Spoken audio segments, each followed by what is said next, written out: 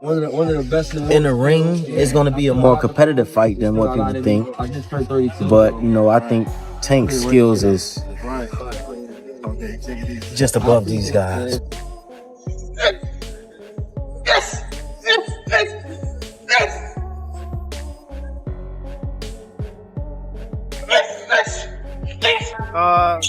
I'm gonna go back to the drawing board. Obviously, I didn't do enough to win, so I'm gonna make sure we do. Adrien Broner believes Lamont Roach is in serious trouble after watching Gervonta Davis's latest training footage. From Broner's perspective, the rematch may look competitive in the early rounds, but he expects Tank's superior ability to take over as the fight progresses. He believes Davis is operating on a completely different level, and says the outcome depends only on Tank maintaining his focus and avoiding the distractions that hurt him during their first meeting. Broner's opinion is that when Gervonta Davis is fully committed mentally, he is simply too good for anyone to beat. Pretty sure y'all know whose side I'm on. Of course, I'm with Tank. But I think it's going to be a more... It's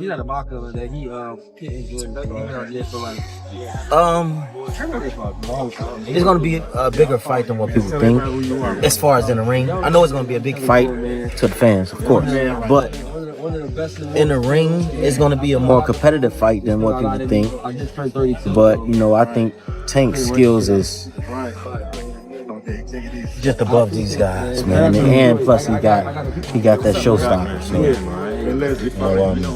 as long as Tank is 100% straight, focused, man, I don't think he have no problem with Broner. Adrien Broner has been part of Gervonta Davis's journey for many years. There was a time when the two fighters were constantly together, training, sharing advice, and pushing each other to improve inside and outside the ring. As their careers evolved, they eventually followed separate paths, each focusing on different goals and opportunities. Even so, Broner says the connection they built has never disappeared. Although they no longer spend as much time together, their relationship is still rooted in respect, with both men continuing to support each other's success while pursuing their own careers. Like right now, me and Tank, it's weird because he loved me to death. He know I love him to death. But we don't talk every day how we used to. Nigga, it used to be a time where you ain't see me without Tank, or you ain't see Tank without me. But what happened was, I think what happened was, he just like, damn, bro. I feel like he look up to me so much. It's like, I let him down. Cause he's somebody that really know what I can do and how good I am. And it's like, he feel like, man, you tripping. You know what I mean? Looking back on that decision, Broner recalled the moment he chose to step away from guiding Gervonta Davis and encouraged him to work with Floyd Mayweather instead. He admitted that he wasn't in a position to provide everything a fighter with Davis's potential needed to reach the highest level.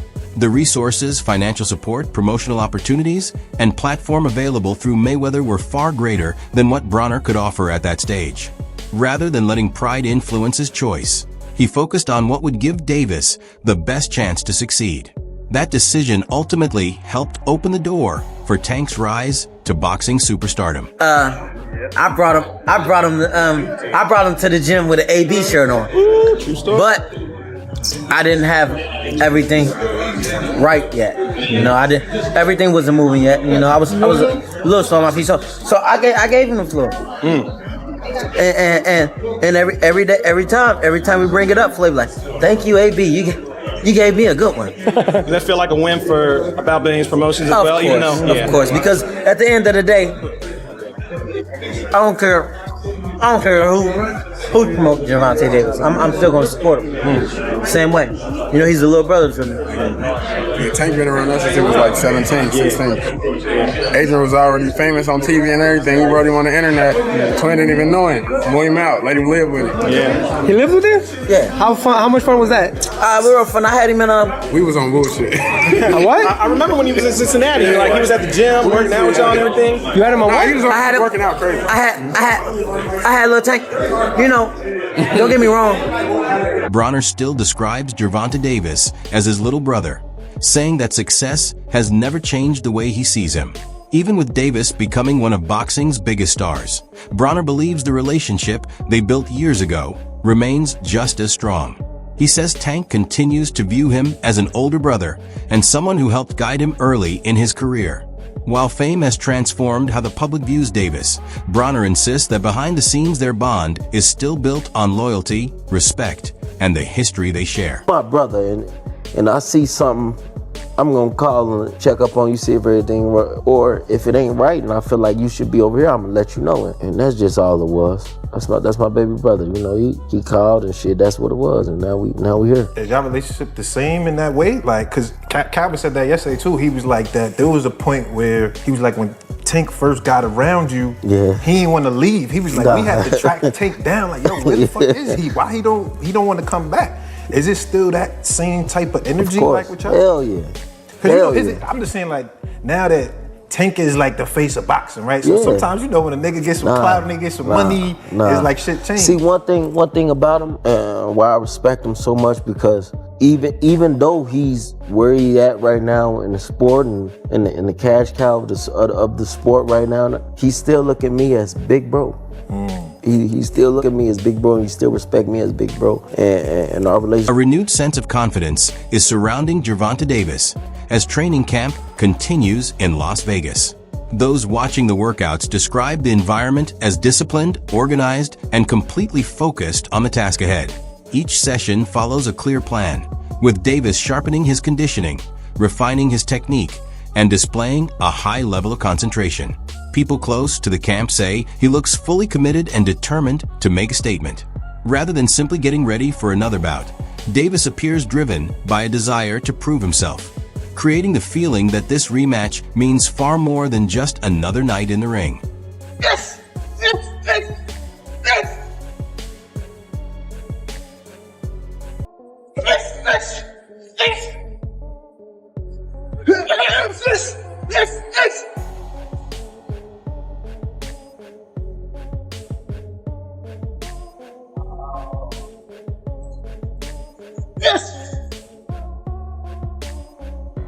Yes! Yes! Yes! Meanwhile, Lamont Roach has made it clear that he refuses to be viewed as just another opponent in Davis's path. He acknowledges that his performance in their first encounter was not enough, but he believes the rematch will tell a completely different story. Roach and his team have gone back to analyze Davis's tendencies and built a new strategy around the importance of this opportunity. This time, Roach appears more confident, more aggressive, and ready to take greater risks. The pressure of the moment no longer seems to affect him. He is entering the fight with the goal of proving he belongs at the highest level, not just chasing a win, but earning the recognition he believes he deserves. I'm here with Lamont Roach. We're here at Fanatics Fest. What's going on with you, champ? How you feeling? Man, I'm feeling good, man. Feeling great. I know you got that fight coming up. The rumors is out sometime August, September. Are you currently in training camp right now? I actually leave out for camp next week. Next week? Yeah. How you feeling going into the rematch, champ? Like a champ, like I'm supposed to. I've been in the gym. I've been ready. Time to ramp it up, kick it in gear, and get right to work. I'm gonna ask you a quick question about the fight. The first fight with Tank. What did you see in that fight that can help you propel into the next fight? I saw all I needed to see in that first fight. Trust me. I'm gonna go back to the drawing board. Obviously, I didn't do enough to win, so I'm gonna make sure we do. Kenny Ellis has had a close view of what happens behind the scenes in Gervonta Davis's training camp. While he respects the work Lamont Roach has been putting in, Ellis believes there is a major difference between looking impressive in preparation and performing when the pressure of an actual fight arrives. In his opinion, gym footage and intense workouts do not always tell the full story once the opening bell rings. Ellis believes Davis's biggest advantages are his toughness, ability to adjust during adversity, and the mental strength that allows him to keep pushing forward. To him, those qualities are what separate Tank from the competition. Physical preparation matters, but true fights are ultimately decided by determination and mentality. Some great pad work that Gervonta Davis has put up. He put up a message as well, and I feel like it's great for the promotion because You know, there's a lot of things going on in boxing. So, you know, he put, I'll put him on a flatbed in Harlem Hospital. Yeah, I told him, we rumbling. Damn, I didn't see that one. Crazy message. I see that a lot of people not really talk about that. This fight March 1st, I see Lamont working out a lot in the gym with his father, with a whole bunch of coaches up in Florida. Do you see a different Lamont Roach coming into this fight? No, I don't. It's I tell people all the time, no offense, this is not a Lamont Roach, but a fighter can do everything in the gym, man. They can do their push-ups, their pull-ups, they can run 10 miles a day, they can eat their diet, they can change their diet, they can do everything right, but it have to be in your DNA to take pain. You know what I'm saying? Many observers feel that Gervonta Davis did not display his true ability during their first encounter.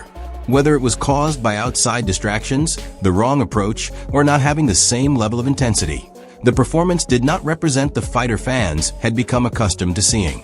Now, with his reputation at stake, Davis is making sure every part of his preparation is sharpened.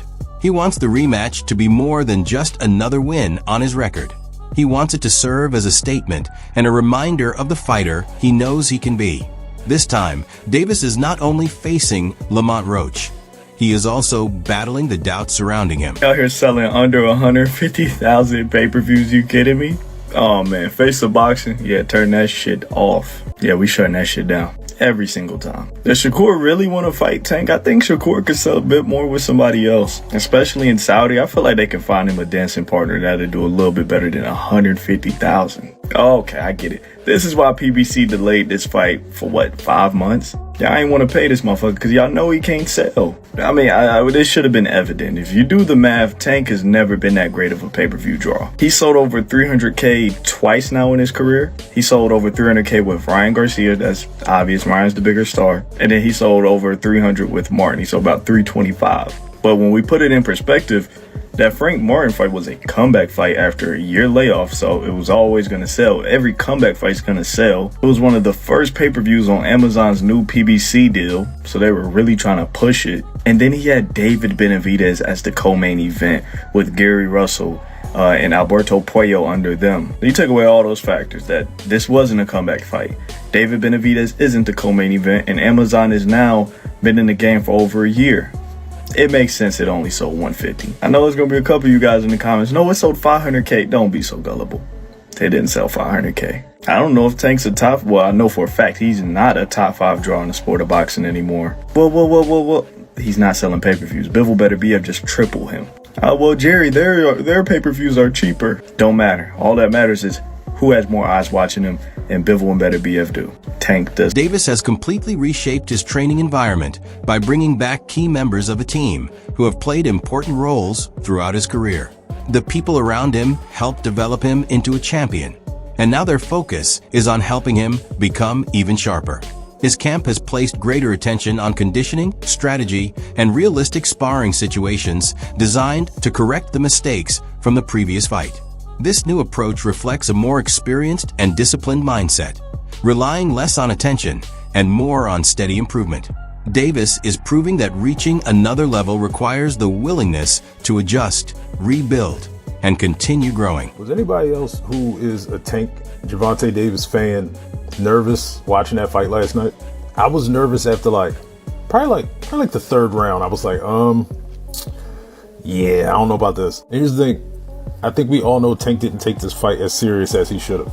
In the post-fight press conference, he said he didn't know what round it was. He said he lost track of the rounds. Like, that's not like him to do that. But I think he went in with the same game plan he typically does, where he just wears these guys down and then kind of baits them into just a crazy uppercut counter. And if you saw in the 11th and 12th round, he was going for it, but he couldn't connect it because this Lamont Roach guy, he's fast, he's quick. And as a Baltimore native, I wanted Tank to win. I wanted him to win. The whole Be More DC thing, I wanted him to win. I don't know if y'all saw when Tank was getting his hands wrapped, he was yawning. He didn't take it serious. But one silver lining is that he's probably not retiring now. He's got to take that rematch. And here's the thing, when he takes that rematch, when they do fight again, this fight, Tank's gonna win this handily. He'll probably win it in like the 7th or 8th. But yeah, it wasn't a draw. Tank lost that fight. Yeah, he took a knee. Strategically, he took a knee, but he took a knee. Tank lost that fight, unfortunately. But I'm excited for that rematch. I feel like it's probably gonna be the most watched boxing match in history. During the opening fight, one unusual incident became a major point of discussion as Davis suddenly went down in a moment that some insiders believe was connected to irritation from hair products affecting his eyes. The situation was not reportedly caused by a lack of conditioning or a damaging punch from his opponent, but instead by an unexpected issue that happened inside the ring. If those reports are accurate, the moment should be viewed differently, as a preventable mistake rather than evidence that Davis had lost his abilities. The adjustment may be straightforward, but it highlights a bigger lesson. Success at the highest level requires attention to even the smallest details. For Gervonta Davis, the rematch carries significance beyond championships and financial rewards. This fight is about restoring confidence and proving that he remains one of boxing's top forces. The first meeting created questions about whether Davis was still the same dominant fighter fans had watched for years, and he understands the criticism surrounding him. Now he is using those doubts as motivation. A convincing performance in the rematch would not only defeat his opponent, but also rebuild the reputation that made him one of the sport's biggest names. This is a defining moment where Davis has the opportunity to strengthen his legacy and remind everyone why he became a champion. Lamont dang near like beat Tank like clean, like basically like we seen it, like yeah, he did Tank that one, but like Tank was limping out the ring. Bro, he didn't even get over on Tank for real. Y'all only saying that because Tank took the knee. And when Tank took the knee, it wasn't how like Ryan Garcia was when he took the knee once Tank went to his body. It was like, dang, like I'm taking him to get right back up. Can you do that in boxing? No. But y'all can't say that basically that, oh yeah, he won because of the knee. That shows that people just want to see Tank lose, bruh. Cause y'all betting y'all money on basically Tank losing because of that knee. Yes, it was a good fight. Yes, I'm not gonna lie. Lamont was defending himself like he's skilled. But bro, he ain't walk all over Tank. Tank, bro, if y'all go back and watch the highlights, I just watched the highlights last night. Them last couple of rounds, bro, Lamont was balled up. Tank was literally, he was trying, like you could tell Tank was like, dang, I waited too long. So he was trying to throw some stuff like to make sure he get that one blow, but it didn't work. So that's why they doing that rematch so they could start over from scratch, round 1 to round 12. We gonna start over clean and let's see what's going on now. Now y'all want to be saying, oh no, man, I ain't gonna lie. At the end of the day, the first fight is what matters. No, it don't. Tank was, look, he real enough to say, hey, bro, let's do a rematch. Now, if he ain't do a rematch, it's like, oh yeah, something going on. Nah, hush, hush. Hey, Calvin, step to the side. Let me get somebody else right now. I'm gonna be hush. Let me get back in the gym and put my hat on, and we go at it again. Although the outcome was not what Davis wanted, there were still moments that showed the level of talent he possesses. His quick combinations, sharp counterpunching, and defensive skills gave Roach difficulties during parts of the fight. Many analysts believe the main concern was not a lack of skill, but the challenge of staying fully engaged from the first round to the final bell. If Davis can maintain that same level of effectiveness throughout the entire rematch, the result could be completely different. His team has not suggested that their previous game plan was a mistake. Instead, they believe the strategy had potential, but was not carried out the right way. Rather than completely changing their approach, they are focusing on improving the areas that already showed promise. By studying Roach's patterns, timing, and reactions, Davis's team is making adjustments to create better opportunities for pressure and stronger finishing sequences. The goal is not to become a different fighter, but to become a more polished version of the same one. Davis is entering the rematch with more awareness, and that added intelligence could be the factor that shifts the entire outcome. Are you willing and able? You know? You know, a lot of people gearing up to this fight, I feel like more people, like boxing heads, are giving more respect to this fight. Then you have all these other fights. You know, you got the Shakurs and the Floyd Schofields. You got Teofimo might be entertaining a fight with Richardson Hitchens. You got Devin Haney fighting Jose Ramirez. When you look at Tank Davis and Lamont Roach, among all those other fights, like, do you feel like this, as a boxing fan, is just more of a competitive, like, get off your seat type of fight? Yeah, like I said, Roach always been at the top of the game in the amateurs and the pros. He's a world champion right now, and he got skill, you know. And everybody know Tank what he coming with. Mm-hmm. And a lot of people didn't know Roach a few months ago, but they did their research now and they say, oh, this motherfucker can rumble. So now that people eyebrows going up, you know. Why do you believe he's so underrated? Do you believe it's because of the, him being a champion at 130 pounds? No, a lot of times it got a lot to do how people promote themselves too. You know what I mean? Promotion got a lot to do with it. If people don't know you, they just don't know you. You know? Right. He just laid back. He just a laid back kid. Davis has built his reputation around his ability to stay calm and wait for the perfect opening. Rather than forcing exchanges, he studies his opponents and chooses the right moments to attack. That combination of patience, timing, and explosive power has made him one of the most difficult fighters to deal with. Analysts such as Teddy Atlas have described him as a well-rounded boxer who relies on more than just his punching strength, using intelligence and strategy to control fights. The first matchup surprised many observers because Roach was able to compete effectively despite facing a size disadvantage. He refused to back down, absorbed Davis's power, and connected with clean punches of his own. That performance gave Roach additional belief heading into the rematch, but it also served as motivation for Davis. The dynamic has changed now because both fighters understand what the other can bring. Roach knows he can handle the power, while Davis knows he must deliver a higher level of performance. The biggest question is whether Tank can increase the pressure and produce the dominant showing many expected the first time. That is the challenge he is determined to solve when they meet again. Nobody, and I repeat, nobody likes ties in a damn boxing fight, bro. A tie? Are you kidding me? Like, I'm not gonna lie, like around round 8 or 9, that was going crazy. Like it was back and forth and everything, but like, come on now, stop it. Stop. Davis was supposed to get that fight, bro.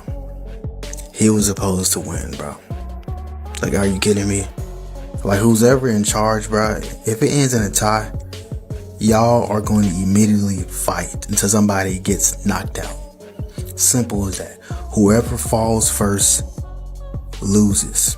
It is that simple, bro. It is that simple. Because if they do a rematch and it's lamer than this fight, it's a waste of time. It's a waste of time. So you might as well fight immediately right after that. Like what are we doing? A tie? Cap. I call cap. That wraps up today's video. Thanks for watching, and make sure to stay tuned for more updates. Until next time, take care.